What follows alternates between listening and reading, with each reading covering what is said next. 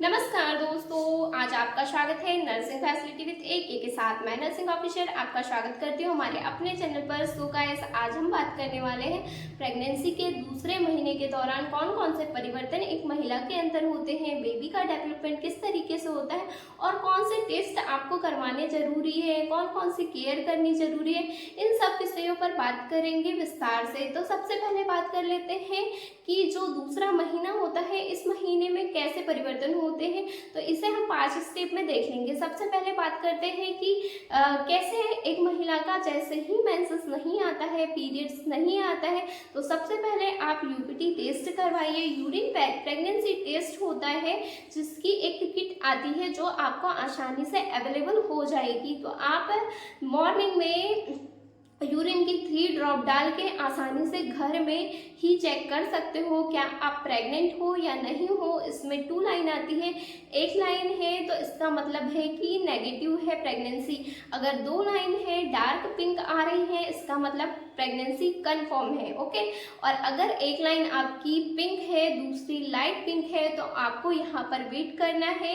2-4 दिन बाद या 4 से 6 दिन बाद आपको रिपीट टेस्ट करना है, फिर से टेस्ट करना है, यूपीटी टेस्ट फिर से करना है। सेम उसी तरीके से आप यूरिन की 2-3 ड्रॉप उसमें डालिए, उसके बाद आपको रिजल्ट सामने आएगा। अगर आपकी प्रेगनेंसी है तो वहां पर 2 पिंक लाइन आपको शो होगी। ओके। इस तरीके से आपको यूपीटी टेस्ट करने हैं। और इसके अलावा आप सोनोग्राफी भी करवा सकती है। अगर आप सोनोग्राफी करवाते हो तो उससे भी कंफर्मेशन मिल जाती है कि यहाँ पर क्या है कि आपकी प्रेगनेंसी कंफर्म है। देन ब्लड टेस्ट भी होता है। ब्लड टेस्ट के थ्रू भी आप अपनी प्रेगनेंसी कंफर्म करवा सकती है। देन सेकेंड नंबर पर बात करने वाले हैं स्टेप नंबर 2 कि क्या होता है। स्टेप नंबर 2 आप अपने स्टेप नंबर 2 जैसे ही आपकी प्रेगनेंसी कंफर्म होती है, आप रैपिड टेस्ट करवाते हो, उसके बाद आप अपने गायनेकोलॉजिस्ट से कंसल्ट करवा सकते हो या नज़दीकी स्वास्थ्य केंद्र में जाकर या अपनी एएनएम, आंगनवाड़ी कार्यकर्ता, आशा कार्यकर्ता, इनसे भी संपर्क करवाकर शीघ्र पंजीयन भी करवा सकते हो। और आपकी अगर आप गायनेकोलॉजिस्ट पे जाते हो, किसी चिकित्सक के पास जाते हो, तो अपनी मेडिकल हिस्ट्री की आपको पहले कभी कोई प्रॉब्लम थी, जो मेडिकल हिस्ट्री होती है कि किसी भी प्रकार की कोई बीमारी हो या फिर आपकी जो गायनेकोलॉजी हिस्ट्री हो कि किसी गायनिक से लेकर कोई हिस्ट्री, जैसे कुछ महिलाएं होती हैं जिन्हें मतलब कि एबॉर्शन हो जाते हैं, मल्टी एबॉर्शन हो जाते हैं, बार बार एबॉर्शन हो रहे हैं, या फिर उसके दौरान कंसीव हुआ है, या फिर किसी भी प्रकार की गायनेकोलॉजिस्ट से आप डिस्कस कर सकते हो। आपकी कुछ भी प्रसव से गायनिक से लेकर कोई भी रिलेटेड आपकी हिस्ट्री रही हो, उनसे भी आप डिस्कस कर सकते हो कि आपकी क्या हिस्ट्री थी, ताकि प्रेगनेंसी में कोई प्रॉब्लम ना हो। इसलिए आपको ये सारी बातें डिस्कस कर लेनी है अपने गायनेकोलॉजिस्ट से। ओके। देन बात कर लेते हैं, आपको सेकंड महीने में सोनोग्राफी भी करवा सकते हैं। अगर आप चाहते हो कि सोनोग्राफी करवाना है तो सोनोग्राफी भी आप करवा सकते हो सेकंड मंथ में भी। तो वहाँ पर जो है आपकी रिपोर्ट जो पॉजिटिव है, नेगेटिव है, वह एकदम सटीक कंफर्म रिपोर्ट आ जाती है कि क्या है, किस तरीके से है। ओके। देन बात करते हैं स्टेप 3 की कि आपको तीसरे नंबर पर क्या करना है। तो आपको रूटीन चेकअप, आपका रूटीन टेस्ट करवाना है, जिसमें हीमोग्लोबिन हो सकता है कि आपका ब्लड स्तर कितना है, और सीबीसी भी करवा सकते हो। वैसे तो एएनसी प्रोफाइल करके सारे टेस्ट, जिसमें थायराइड के टेस्ट होता है या फिर शुगर का टेस्ट होता है, डायबिटीज़ तो नहीं है, किसी को प्रेगनेंसी इंड्यूस्ड डायबिटीज़ की समस्या होती है कि प्रेगनेंसी के दौरान डायबिटीज़ हो जाती है, तो इसलिए आपको आपका बीपी चेक करवाना है। ये सारी जो रूटीन चेकअप होते हैं, वाइटल्स, ये आपको चेक करवाने हैं कि सभी नॉर्मल है या नहीं है। विटामिन्स ब्लड टेस्ट में ही आप सारे टेस्ट करवा सकते हो, तो ये आपको करवा लेने हैं ताकि कोई भी प्रॉब्लम ना आए। अब बात कर लेते हैं स्टेप नंबर फोर्थ की कि यहाँ पर कौन कौन सी ग्रोथ होती है बेबी में। तो देखिए जैसे ही सेकेंड महीना मतलब दूसरा महीना स्टार्ट होता है तो बच्चे में उतनी कोई खास ग्रोथ नहीं होती है।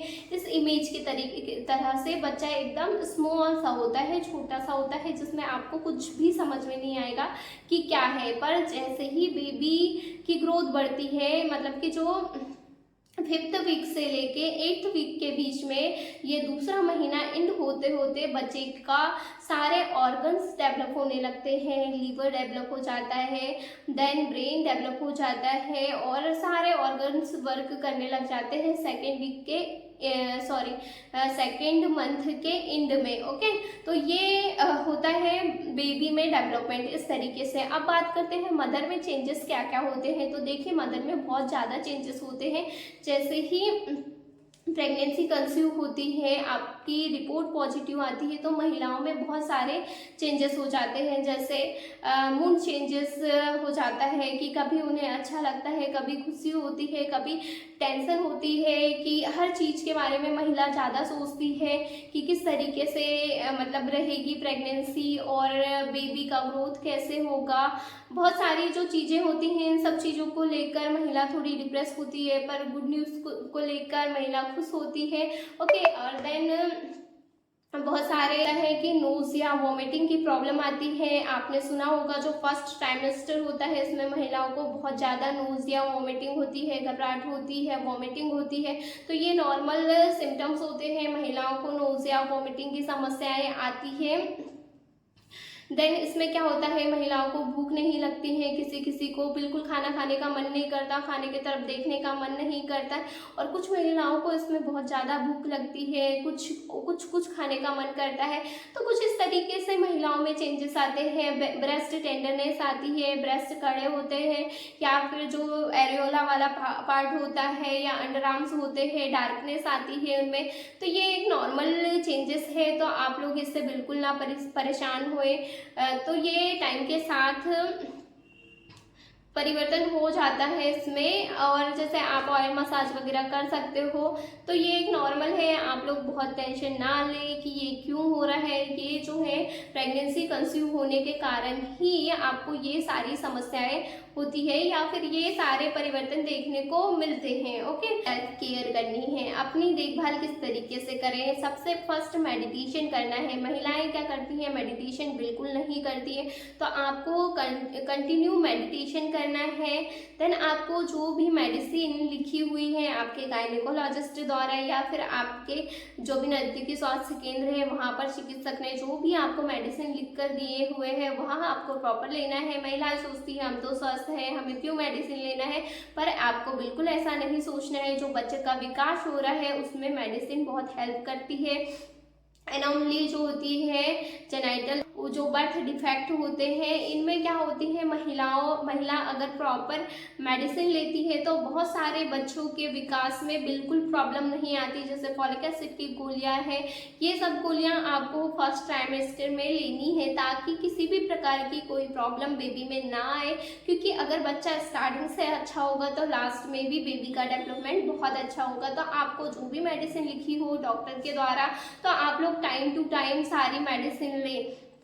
देन बात करते हैं एक्सरसाइज की। महिला सोचती है कि जैसे ही प्रेगनेंसी कंसीव हुई है, जो महिलाएं कंटिन्यू एक्सरसाइज करती है वो भी एक्सरसाइज करना छोड़ देती है। तो आपको एक्सरसाइज करना छोड़ना नहीं है, आपको लाइट एक्सरसाइज करनी है, पर एक्सरसाइज कंटिन्यू रखनी है। ये आपके लिए, आपकी बेबी के लिए मोस्ट इम्पॉर्टेंट है एक्सरसाइज करना, वॉकिंग करना। आपको कम से कम 15 से 20 मिनट वॉक करना है, चलते रहना है, घूमना है। तो इससे क्या होगा, आपका जो बॉडी एकदम एक्टिव रहेगी और नॉर्मल डिलीवरी में इसमें बहुत ज़्यादा सहायता मिलती है। और एक जो प्रेगनेंसी होती है वो नॉर्मल डिलीवरी की ओर आसानी से डिलीवर्ड हो जाता है बेबी। तो आपको ये सब बातें याद रखनी है और इन सब चीज़ों को आप फॉलो कीजिए ताकि आपकी जर्नी अच्छी रहे, बेबी अच्छा रहे, आप भी अच्छे से बेबी को डिलीवर्ड कर पाओ। और इसके अलावा भी आपका कोई डाउट हो तो आप कमेंट्स कीजिए, हम रिप्लाई ज़रूर देंगे। Thank you guys.